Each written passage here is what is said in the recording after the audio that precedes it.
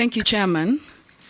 To the nominee, during your preamble, you thanked His Excellency the President for nominating you, and that is why you're before this committee. You are in public having said, and I quote you, "I don't ever dream of engaging with Ruto. Mimi niongee na Ruto, niongee na Ruto nini?" I want to put it to you that if this committee nominates you and the National Assembly approves you, you'll be sitting in a cabinet where His Excellency the President will be chairing. I would like to know whether mutaongea nini kwa hiyo cabinet. But that's beside the point. I want to get to the real issues. But that's also a very valid question, because it will be important to know how you will engage as the minister, if approved, cabinet secretary, and with His Excellency the President. Now, there is tax exemption on exploration and accumulation of exploration expenses for offset against income upon full commercialization. What I would like to know is, do you think exemption should be tied to certain activities and for certain duration of time? There are people who are exploring in this country in perpetuity for 30, 40 years, just so that there is tax exempt. And I suspect they've actually explored and they've gotten the gemstones or whatever they're exploring, but because of the exempt, they continue to say they're exploring. To my last question, the Mining Act prohibits civil servants from dealing with minerals. According to Article 81 of the Mining Act, no person, whether civil or military, and serving in government is allowed to directly or indirectly acquire or hold any right or interest under any prospecting right. Despite this provision, high-ranking government officials, public officers, state officers, and civil servants are involved in mining. And I'm sure some of them have started looking for you since you were nominated. What mechanisms and plans will you put in place to ensure that revenues from gemstone mining do not end up in the pockets of cartels without disclosure? Actually, I thought cartels are only in agriculture, health. I've come to realize during this appointments committee, cartels are everywhere, including mining. And how do you intend to protect and shield communities from unscrupulous miners and cartels? Nelson Koech. Mine also was a quick one too, on the same gemstone. Late last year, the president had this launched, it's called VOI Gemstone Value Addition Center. It is ill-equipped, nominee. I don't know what you will do to make sure there is value for money, and the small-scale miners are also able to be able to sell their mines in VOI Additional Center, Gemstone Additional Center. Number two is the mining law sets up several mechanisms which Kenyans can enjoy direct benefits from minerals. That is, for every sale of mineral, proportion of value of mineral is paid to the government as royalty, which is shared between national and county government and mining communities in the ratio of 70, 20 to 10, respectively. How then will you do differently to ensure the same is adhered to mining communities and county benefits? Nominee.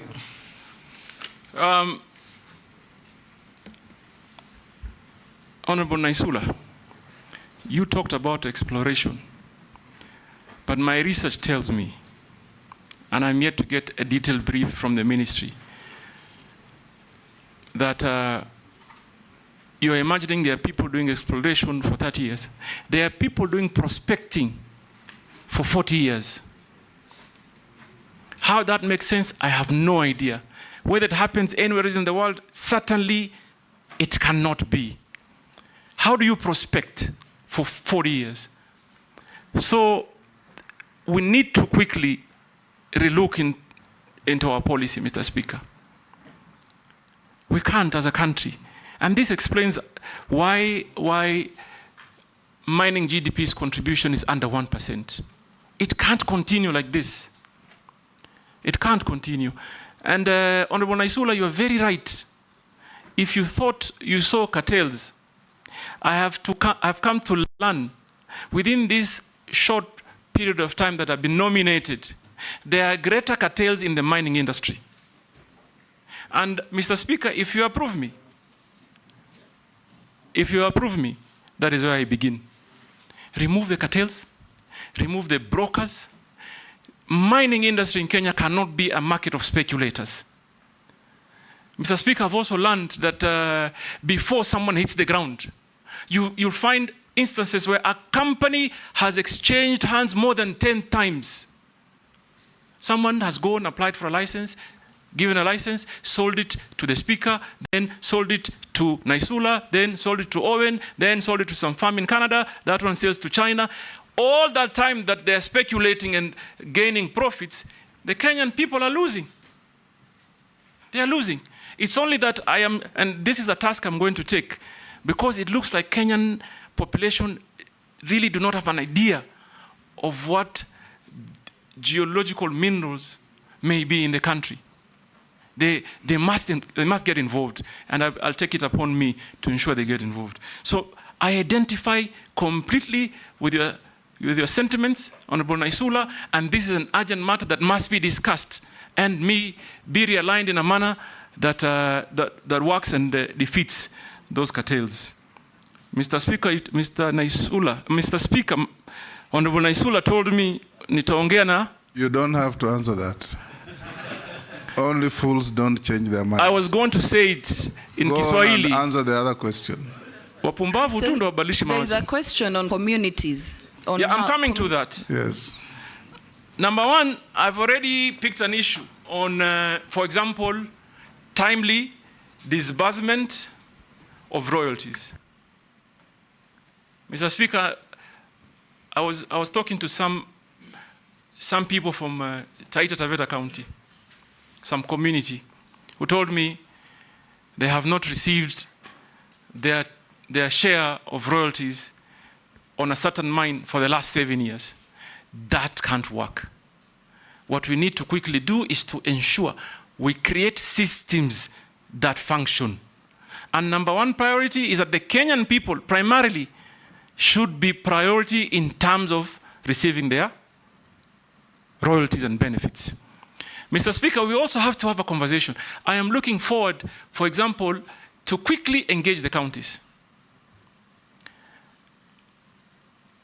The counties, according to the current law, receive a good chunk of royalties. Maybe we may need to look at our legal framework on how we can also cushion the communities in the counties by ensuring that we maybe ring fence some of the resources to development. Why do I say this, Mr. Speaker? You know very well. Geological minerals do get depleted. There are generations that will come many, many years after us, and this country must have something to show. We can't, it just can't be a story that Kenya had this and there's nothing to show. So, Mr. Speaker, I am going to engage and create working synergies with the counties and formulate, create a framework that is efficient in disbursing royalties. And also, if I go a step further, these communities must be organized. We must organize them. We must encourage them to get into cooperatives. We must encourage them in some instances. And I like that question because it gives me an opportunity to address something that we call back home as ancestral interest. Many of us, our populations, and it's not only in the coastal region, as squatters, Mr. Speaker. I saw that during the SGR. When they were constructing the SGR, Mr. Speaker, many people were compensated. But the title holders and the residents of certain areas were completely ignored. So there are certain regulations or laws that we must, and I'd be happy to come and engage the community to see how we can improve on them. Mr. Speaker, on Honorable Koech, I haven't seen the Gemstone Center at Voi, but I'm looking forward to see it. But what I think the mining industry needs to do is to focus on private sector investment. Government should not be in the business of competing with its citizens. So there has to be concerted effort and specific focus to encourage private sector investment. Why do I say so, Honorable Koich? Because they will meet the global standards. I am not sure whether the Gemstone Center in Voi is properly equipped to test and process what they get. That is an urgent business for me. And I'm going to look into it as soon as I have an opportunity of possibly if this honorable committee approves me. So that we even are able to test, identify what minerals should be allowed for export, what should be kept home for value addition, and what should be put in the market and what values. And I have seen it. I've seen people from Voi coming into Mombasa with a small packet of many, many gemstones and almost sell them at wholesale price.